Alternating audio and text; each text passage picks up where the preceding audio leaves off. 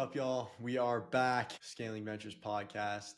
For the love of the game, we are building a portfolio of niche vertical SaaS firms that punch like $50 million ARR giants. Yeehaw. Riding solo today with a pretty heady topic that is very, very, very important in our world and generally overlooked. And so I thought it was about time to kind of shed some light. So headline here is the hidden systems behind ARR. And there's a lot of debate around ARR right now, especially with kind of AI business and pricing models and things like that, but it's the hidden systems behind ARR and why most SaaS founders, operators misread growth or just misinterpret kind of ARR in general. In terms of a table of contents, we've got why most operators misread or misinterpret revenue. And revenue here would be something that's reflected on the P&L. The root issues in our context being bootstrap firms, operating, acquiring, investing, why rebuilding the ARR waterfall unlocks value creation, how to build or fix yours. And this is the realist version. And then some final thoughts, mainly that ARR is a mirror, not a metric. So let's jump in with kind of like a statement that's probably should ring true if it's well crafted. And that is that you might find yourself saying, revenue looks flat, the P&L isn't really moving, but we're closing sales, onboarding is buzzing, and customers are expanding. What's going on here? And the issue is not a product issue, it's not a sales issue, it's really a system blind spot. And the headline is that ARR is not just a financial metric, and obviously it is basically the de facto metric for many valuation kind of points of view, et cetera, but it's really the output of 4 systems that are chained together. And so the crude, or simply put, you have marketing, which feeds into sales, which feeds into onboarding, which feeds into finance. So it's the coordination or snapping together of 4 functions, and those functions themselves represent systems. The gotcha is that if one system breaks down, and kind of general growth velocity as measured by ARR on the P&L will start to slow down. And if you haven't been thoughtful about the systems that inform ARR, it's like, we're not closing sales or we're not doing something. So you want to establish a kind of a clean point of view on what the ARR waterfall looks like,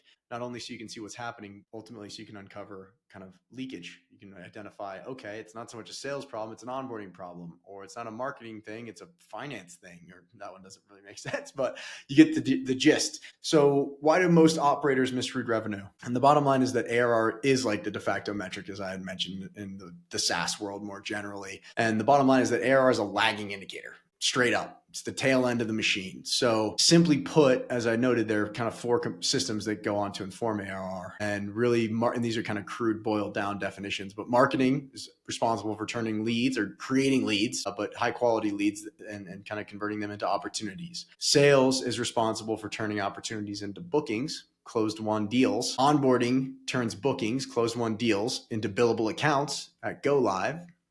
And finance turns those billable accounts into realized revenue, recognized revenue. So if any of these breaks down, ARR suffers. And the challenge is most of us are like, all right, cool, we're looking at ARR and these other things feel good, but we're not seeing it on the P&L. And back to that whole thing where ARR is really a lagging indicator. And you need to interpret it as such and appreciate that it's a byproduct of these 4 systems and that the very tail end is what you would see on the P&L. So we'll go into some kind of culprits and let's kind of move there now. So the root issues, again, in our context, and this statement took me a while to put together, and I think it's pretty on point, but most founder-led bootstrap firms, they're built for speed and survival, not instrumentation. And the irony is that instrumentation improves speed and survival, but they're fixated on building a product that customers love, getting customers implemented, making sure they stick around, kind of keeping the ship afloat, duct tape, bubble gum, just keep rolling, iterating, moving the product forward as rapidly as humanly possible. And so instrumentation, unfortunately, or systems of record kind of fall by the wayside. So it's kind of the moral equivalent of, I think this is a Ben Horowitz-ism, but it's too hungry to eat is kind of the moral equivalent there. So let's talk now about how that misalignment, and I'll share my screen because this is kind of helpful, and talk through it for the peeps that are listening. All right. So root issues in our context. So marketing is and honestly, it's usually a function if you back up. So like systems of record is the headline, right? So it's just kind of poor or not implemented systems of record. And if they are implemented, there's not much kind of data hygiene or rigor or discipline around maintaining records. So the big configure QuickBooks is really where the rubber meets the road. It's accounting, right? So dollars and cents, making sure we've got cash in the bank, et cetera, et cetera. So the books are probably the best, and they're probably working with a bookkeeper or a third party to help with that.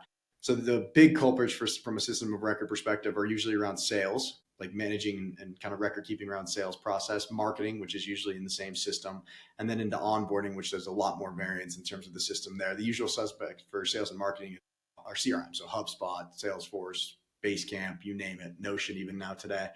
So here, let's step back and kind of take them one chain of the system at a time, but just appreciate that usually the CRM is going to have the worst data. And that is very challenging because you can't interpret sales process, velocity, win rates, all that other kind of stuff, which is a very mission critical component of that ARR waterfall. So let's take it from the top. Marketing, some kind of hallmarks or failure modes, if you will. No consistent lead qualification or attribution process. Pipeline sourcing is unclear. It's an inbound, outbound referral. No feedback loop from sales on what converts. And the headline result here is unclear lead quality, very difficult to predict future pipeline yield. So we've got this big pipeline. We're not sure if it's quality, what's it going to convert at, et cetera. Sales, no established CRM, or if there is one that exists, a little bit of foreshadowing prior. It lacks data hygiene and rigor. And then you get into deal stages, which are probably inconsistent or not very well defined, unreliable close dates, if there are close dates at all, no kind of contract structure embedded in that. There's no fields for ACV, billing frequency, renewal type, any of that stuff.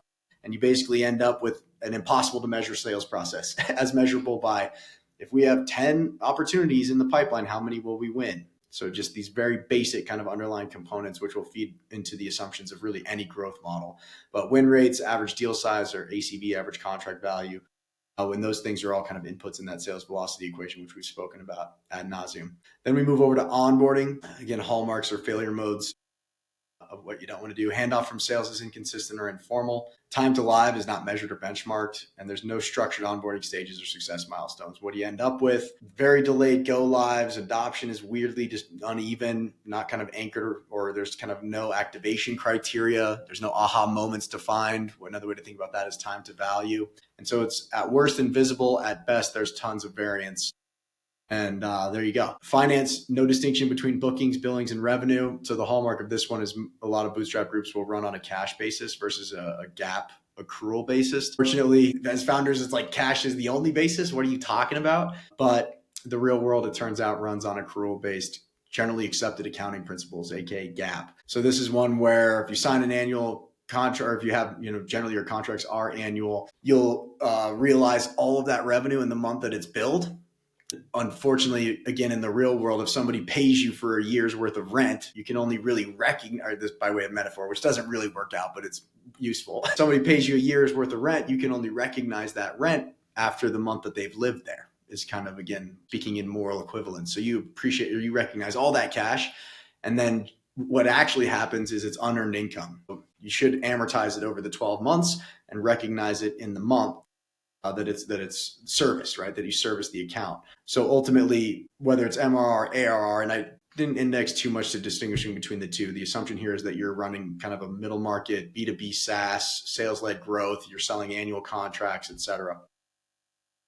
Is that it all kind of operates on the P&L like MRR. Otherwise, it's generally, otherwise you kind of end up with unearned income, which is something that's on the balance sheet and something that if you do sell the business, you're going to have to fork over that cash because it's going to be considered revenue that you haven't earned yet. So generally, just as a reminder, we've got marketing, sales, onboarding, finance, and then to the P&L. Finance and P&L are kind of the same thing, but finance is about collections and accounts receivable and getting paid on time. So we've got those four stages. Just to blast through a few key questions. So marketing, big question, are we generating qualified pipe? And qualified should be a function of ICP criteria and saying how close is this thing as relative to our best customers, and establishing a point of view. That's a mission critical milestone on the go-to-market side. And the headlines here, leads aren't tracked. Who knows where they came from? Sales, are we closing the right deals and at what velocity? So stages, close date, ACV, term, renewal, that kind of stuff. The common failure modes. Onboarding, our customers activating quickly, and we should add and predictably or consistently. No measurement of time to live or time to value. So, and be very careful around time to live or time to bill. That's would generally suggest you interpret that as a perverse incentive. Like it's not a rush job to get customers to pay. It's executing as quickly and efficiently as possible to get customers to that value moment, that aha moment. Like we want to get them to value as fast as possible. And then as a function of that, the billing kicks off. But be very careful KPIing around time to live, time to revenue, because you end up with rush job implementations and that'll just kill customer experience, which will manifest ultimately in churn, which is the kiss of death in our world.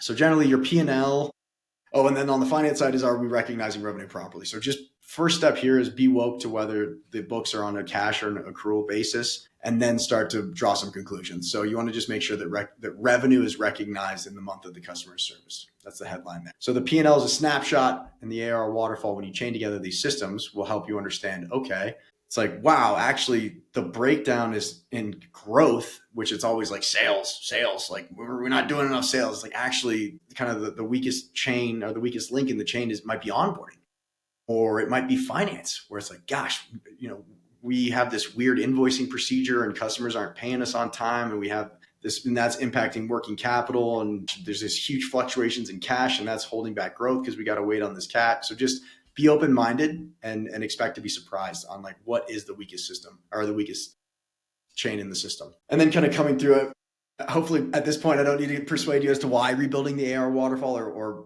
tuning it up, it unlocks value, but it's basically just going to help you pinpoint again, like the system is only as effective as its weakest link. And typically as operators, as founders, the most important thing for any of us to do at any given point in time is find the link where there's the biggest relative opportunity for improvement. And so this is where we've spoken a lot about RICE scoring, but it's like, wow, we can take this thing from a 2 to a 9 out of 10 with very few units of effort versus fixating on this thing that's at a 7 right now, and it's going to take all this effort to get it to an 8 or 9. You want to just think on a relative basis, where is the leverage? And then that informs tactics for value creation and everything else. So here, a quick and dirty view, probably the most useful component of this whole post, is how to build or fix yours. And so the bottom line is you need to establish systems of record underpinned by clean data, and then run the business via those systems and clean data to then come back and have some data working for you and to draw some conclusions, which should be airtight. So for marketing, track your lead source and channel in a consistent field, define what qualifies as an opportunity. This is where you start to see MQL, SQL criteria creep up. I know there's people there's varying degrees of fandom for that terminology. So whatever it is, it's like, what are the leads? Where are they coming from? And are they turning into sales? Ultimately is what you want to look at. Sales is a standardized pipeline stages. Don't overthink this. ChatGPT is your best friend. This is our context. How should we think about sales process? Or think about, this is the last 2 customers that came on board where it was the smoothest, most buttery sales process. Just reverse engineer that and it'll spit out some sales stages for you. And then you want to be most clear on what the exit criteria is for each respective stage, which is customer behavior that you have to observe that signals that they've exited that stage and can move into the next. You want to for sure have some required fields in your CRM too. So annual contract value, like what's the total value of this thing? What's the billing term, contract length, renewal type?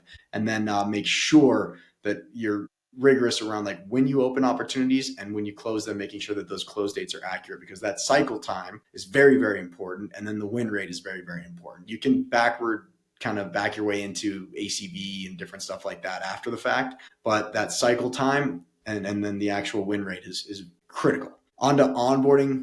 So, and this is tricky, but define time to live. Ideally, it's time to value, right? As we noted, but that is when a customer is fully active. So like, what does live mean? Okay, now let's think about the milestones that work our way towards that, like substantive outcome-based milestones that indicate you're making progress towards this value moment or this live moment. And then being clear that, when you record, when an account can be billed, right? Which is earned and recognized versus just signed. So another way to think about the ARR waterfall is lead, opportunity, booked, build, realized. Another way to think of it. That's just some other terminology for you.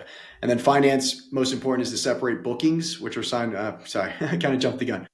Separate bookings, which are signed contracts, versus billings, which are invoices sent. It's time to pay. And then revenue, which is when you get paid and you can recognize the invoice. Or generally, once those invoices go out the door, it's going to be recognized revenue. It's just whether you get paid and that stuff comes in as cash, or it lands in your accounts receivable and you got to go chase it down, which is not fun and usually very avoidable with just a more modern payment system. So make it easy to do business with yourself and you'll see some of these problems solve themselves. So the bottom line is get these systems in place, aim small, miss small. We try to bring as much kind of high level sense of prioritization that way. And these are the 4 domains. And ideally you're tracking 4 or 5 fields per domain, and then run the biz on clean data for ideal. I think 2 sales cycles is like the minimum, but you want to run it for a while and then you can establish base rates that you have confidence in. And then once you have those base rates, you can start to predict the future via a growth model and be super clear on what assumptions you need to nail to achieve the results that you're forecasting via a thoughtful financial model. And then you guessed it, build the ARR waterfall from operational reality. So this is a very summarized version, but very simply, it's going to translate, and this will depend on your model, but ideally you have kind of the marketing system. What are the inputs, conversion rates, and outputs? That feeds into the sales system. Inputs, conversion rates, outputs, into onboarding, inputs, conversion rates, outputs, and then into the finance system and onto the P&L. So it's a little more nuanced than just new business plus expansion minus churn equals ending ARR, but you'll be shocked at just even decomposing revenue. And I maybe should have started there from QuickBooks can be a real challenge. Generally, groups are very focused on decomposing recurring versus non, where non would be implementation costs. Maybe there's some custom development in there. And then recurring is everything else. But within recurring, there's so much to decompose. Was it new subscription recurring revenue or was it renewed? And then if it was new, is it expansion? Like, are we selling more stuff to our existing customers? Is it net new relationships with other customers? What's our recurring revenue on a per customer, per product basis? Decomposing that stuff can be very, very tricky if the underlying systems of record are just kind of janky, and you should probably assume that they are. And as operators, back to everything, right? Establish systems, make sure they operate on clean data, introduce a whole new level of rigor and discipline there, and then away you go. And then use the waterfall to tune the system. So once that stuff's all in place, you should be able to look at it as a cohesive system, broken down into the subcomponents of the subsystems. And then you can start to, via benchmarks, so go hard, get onto the internet. Now, this is our context. What are benchmarks for implementation time? What are benchmarks for sales cycle time based on this ACV? And then it's just like back to the fitness metaphor. It's like, all right, cool. So now we have a good base rate on our bench, our squat, our deadlift, and pull-ups. Wow, it seems like our back is really strong. Let's avoid that. Our squat is terrible, and everything else is generally okay, right? And then, okay, so where's the value creation opportunity? You've got a map laid out right before you, and you just get to execution. In closing, ARR is a mirror, not a metric. So the ARR waterfall doesn't just track revenue. It reflects how well your systems are working and how coordinated they are. And so if your waterfall is jagged, stalling, or inconsistent, it's not really a reporting issue. It's a system design problem. So rebuild the waterfall. It's going to help you understand what growth really looks like. And most importantly, it's going to expose the friction. And as noted, friction is where the value creation lives. So sniff it out ruthlessly and go, baby, go. I'll leave it at that, y'all. Much love. Subscribe, like, whatever. But hope everyone is, we're in the trenches together and we're rooting for you. So much love. Till next time, some lasers. Lasers. Not as cool when you're solo, but whatever. Cheers.